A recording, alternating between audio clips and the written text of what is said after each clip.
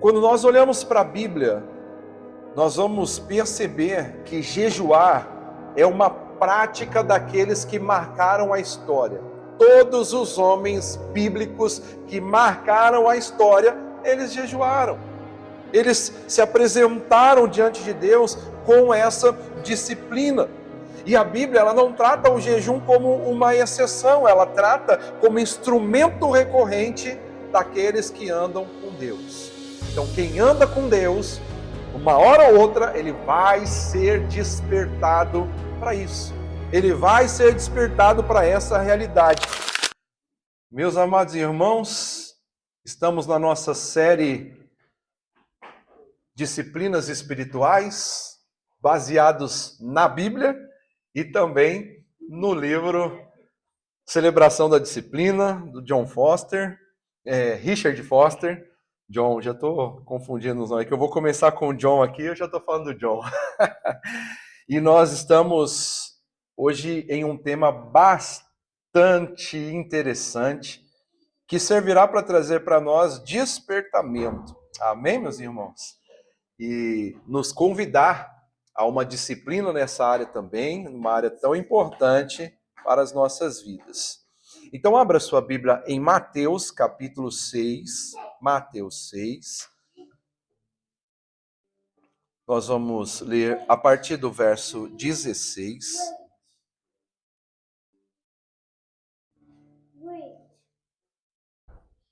E esse texto bíblico diz para nós o seguinte: quando jejuarem, não mostrem uma aparência triste, como os hipócritas, pois eles mudam a aparência do rosto, a fim de que os homens vejam que eles estão jejuando.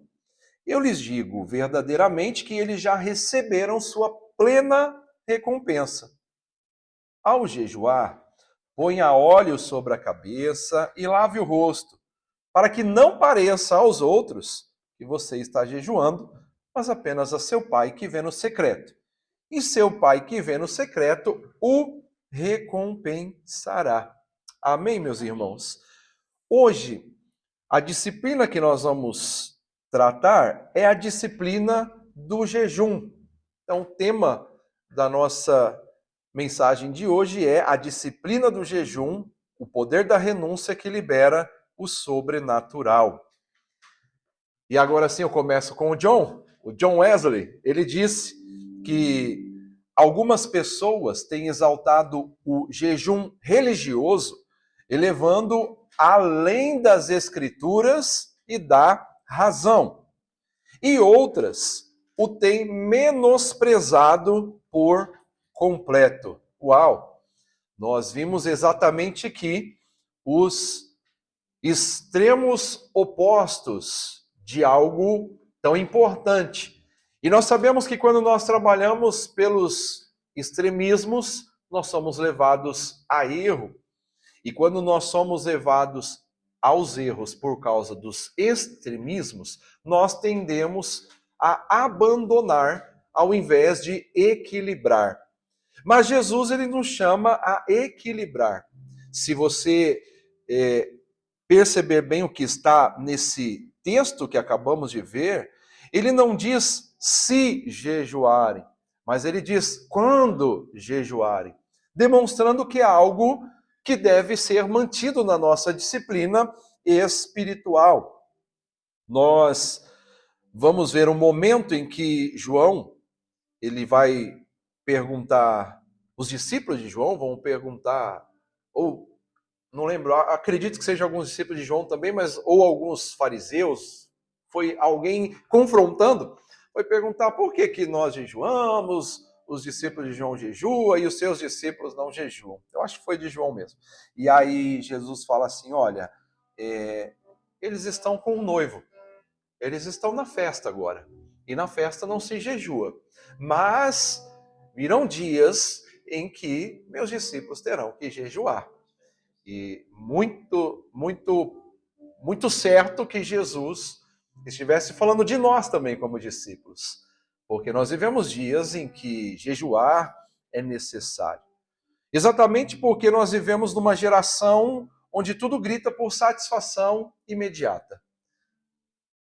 tudo que nós vemos na nossa cultura não nos ensina a negar, mas nos ensina a consumir, a querer mais. Eu quero ter, eu quero preencher, eu quero encher todo o vazio que for possível. O tempo que nós vivemos não nos ensina a esperar, mas a desejar instantaneamente. Algumas vezes eu uso um termo aqui com vocês e falo que nós somos a geração fast food, que é tudo na hora. Peço aqui na cabininha e na outra cabininha eu já quero recolher. Ninguém tem mais a paciência do chegar em casa, preparar a comida. E se nós formos nos colocando nessa disposição, o processo vai ficando cada vez pior. Menos vontade de esperar nós temos.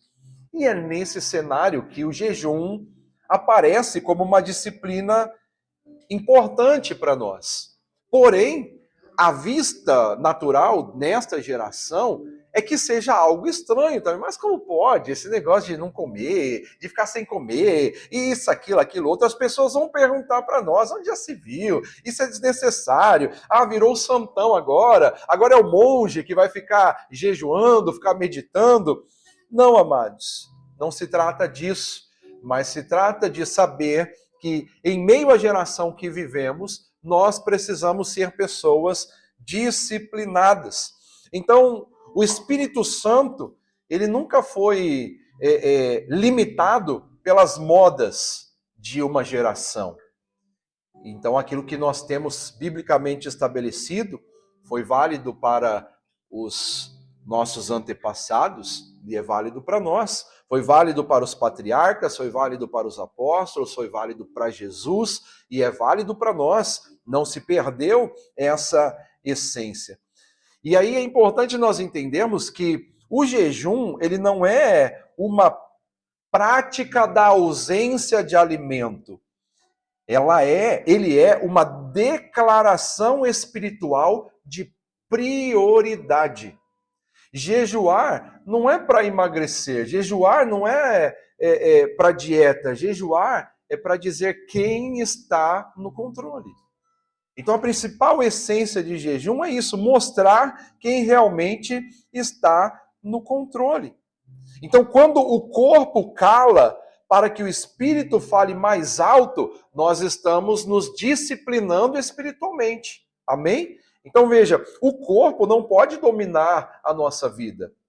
Então é tão interessante isso tudo porque nós não podemos ser dominados pelo nosso cérebro. O nosso cérebro é um sujeito preguiçoso e ele cria sistemas para que tudo fique estabilizado. Então quando você pensa assim, não, segunda-feira eu vou voltar a exercitar, eu vou voltar a caminhar, o seu cérebro ele fica assim, tá tudo tão bom assim. Não precisa fazer isso. Tá tudo equilibrado, tá tudo tranquilo. Mas esse é o cérebro falando. E às vezes o seu coração tá gritando, dizendo, não, rapaz, vai caminhar, tu precisa caminhar, vai eliminar esse colesterol. Então nós precisamos compreender essa realidade. Quando o corpo cala, o espírito fala mais alto. Então nós não podemos ser dominados pela carne, nós não podemos ser dominados pelo cérebro, nós não podemos ser dominados pelas emoções, que é uma outra faceta. Então percebe, queridos, que nós precisamos ter algum sistema que nos faça voltar ao contexto das prioridades essenciais. E é por isso que o jejum entra para nós como uma grande disciplina. Então, jejuar, queridos, é quando a carne perde o controle para que o espírito recupere a autoridade. Olha, isso aqui é demais, hein? É uma definição boa demais, não é? Jejuar é quando a carne perde o controle para que o espírito recupere a autoridade. E aqui está uma verdade que confronta toda essa ideologia do nosso tempo.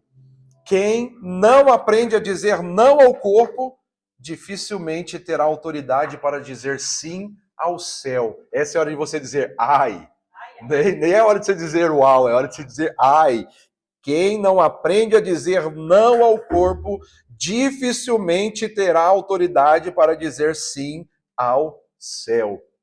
Meu Deus! Então pense nisso, reflita sobre isso. Nesse cenário todo, nós entendemos que o jejum ele tem sido rejeitado na nossa cultura e muitas vezes praticado de formas equivocadas. Durante séculos, o jejum ele foi distorcido por extremos, como eu comecei dizendo.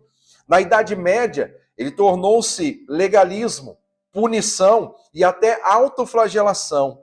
Isso gerou uma reação para a igreja moderna que simplesmente o ignora.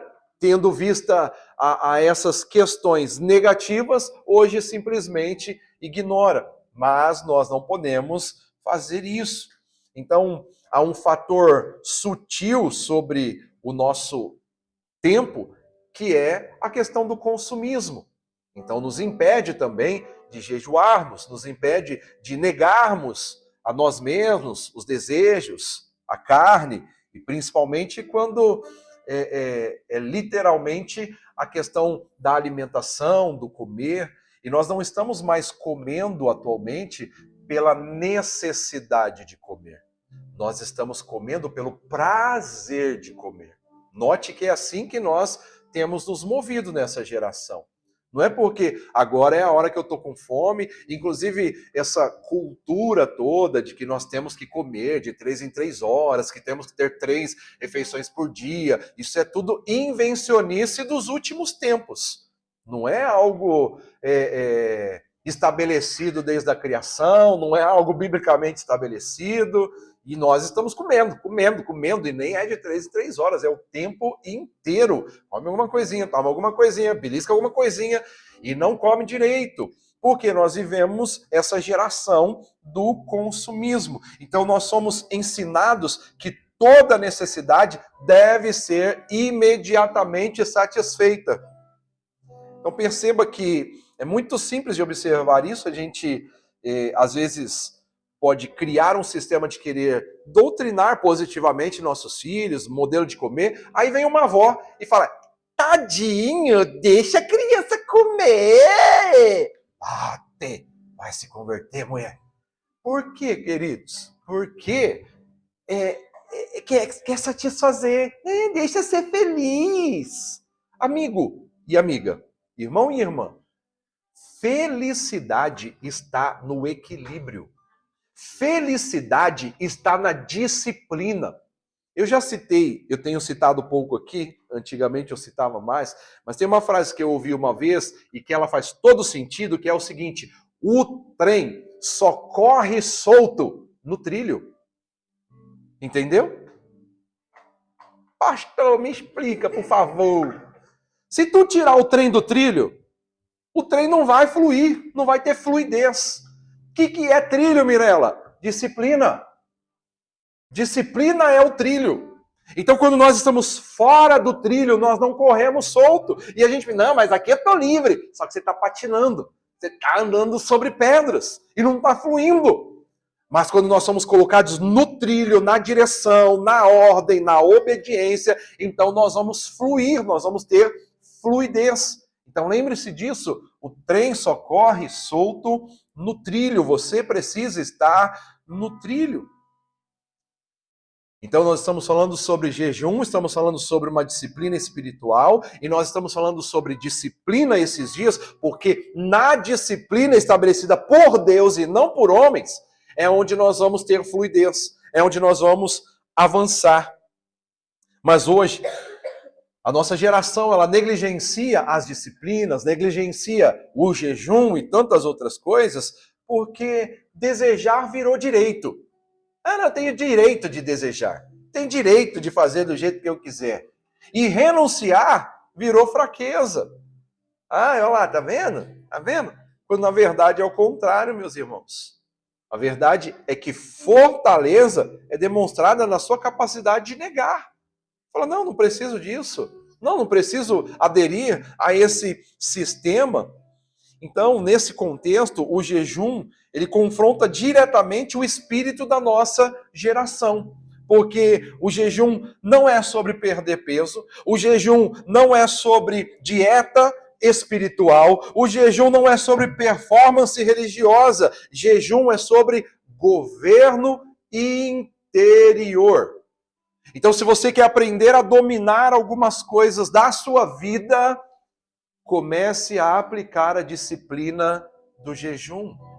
E eu percebo que daqui para frente vai se tornar cada vez mais necessário aprender a disciplina do jejum. Quando nós olhamos para a Bíblia, nós vamos perceber que jejuar é uma prática daqueles que marcaram a história. Todos os homens bíblicos que marcaram a história, eles jejuaram. Eles se apresentaram diante de Deus com essa disciplina. E a Bíblia, ela não trata o jejum como uma exceção, ela trata como instrumento recorrente daqueles que andam com Deus.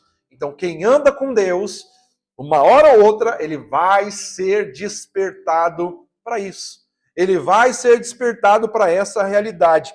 Quando nós olhamos para Moisés, nós vamos lembrar que Moisés jejuou antes de receber a lei. Êxodo 34, 28 diz, Moisés ficou ali com o Senhor 40 dias e 40 noites sem comer pão e sem beber água, e escreveu nas tábuas as palavras da aliança, os 10 mandamentos. Notou? Sem comer pão e sem beber água, indica que realmente aquele ambiente que Moisés estava era altamente sobrenatural. Não é à toa que toda vez que ele descia do monte e ia lidar com o povo, o seu rosto estava resplandecente. E ele usava o véu para não impactar demasiadamente as pessoas. Porque o ambiente era sobrenatural, porque ninguém naturalmente pode ficar 40 dias sem tomar água. Mas o texto, que está registrado aonde? Na Bíblia. E a Bíblia é a palavra de... E a palavra de Deus é ver? Está escrito que ele ficou 40 dias e 40 noites e não comeu e nem bebeu. Meu Deus, que ambiente é esse? Sobrenatural. Amém, meus irmãos? Então, esse foi um jejum extraordinário. A palavra nos mostra, sim, diversas vezes que Davi jejuava. Uma das vezes que ele estava jejuando é quando teve a morte do primeiro filho dele com a Betseba. E ele estava jejuando, clamando a Deus, buscando a presença de Deus. Até que disseram para ele, olha, o menino morreu, então ele se levantou e foi viver a vida. E perguntaram depois, mas por quê? Que enquanto ele estava... Ele disse, porque enquanto ele estava vivo, tinha alguma esperança, e eu estava buscando a presença de Deus, agora já não tem mais o que fazer, e eu vou seguir. Agora eu vou jejuar para outra coisa depois, em outro momento, percebe? Agora, nós lembramos também da história de Elias, 1 Reis 19:8, antes dele ser arrebatado, ele estava lá num processão, que estava ficando sem comer, e em um momento diz que veio, vamos ler aqui, olha, então ele se levantou, comeu, bebeu, fortalecido com aquela comida, veio um anjo, né, e trouxe uma comida para ele, e aí, nessa força dessa comida, ele também viajou 40 dias e 40 noites, até que chegou a Horebe, o monte de Deus. Uau! Que comida foi essa? Não é demais? Que comida foi essa? Você se lembra de Esther, não se lembra? Ela convocou um jejum antes de uma crise nacional. E ela disse lá em Esther 4,16, vá reunir todos os judeus que estão em Suzã e jejuem em meu favor, não comam nem bebam durante 3 dias e 3 noites. Não comam e nem bebam. Homens, mulheres, crianças, animais, todos. Eu e minhas criadas jejuaremos com vocês. Depois disso irei ao rei, ainda que seja contra a lei. Se eu tiver que morrer, morrerei. Daniel, ele sustentava a disciplina espiritual em meio ao império. Daniel 9:3, por exemplo, diz, por isso me voltei para o Senhor, Deus, com orações e súplicas, em jejum, em pano de saco e coberto de cinza. Ele, já no começo da trajetória, já fez aquele jejum da abstenção, da abstinência de alguns alimentos, dos alimentos que eram servidos na mesa do rei. Então, enquanto eu estou mostrando os homens e mulheres bíblicos que jejuaram, mostrando que essa é uma prática bíblica, nós também estamos podendo enxergar modelos de jejum. Então tem um jejum de 40 dias e 40 noites, que é sobrenatural, sem tomar água. Esse daí tem que ser Deus te pegar pela cabeça mesmo e te levar lá para o monte. Mas tem aquele que você toma decisões. Tem aquele que ele te dá um alimento e você vai caminhar por um tempo, percebe? E tem aqueles que você faz por 3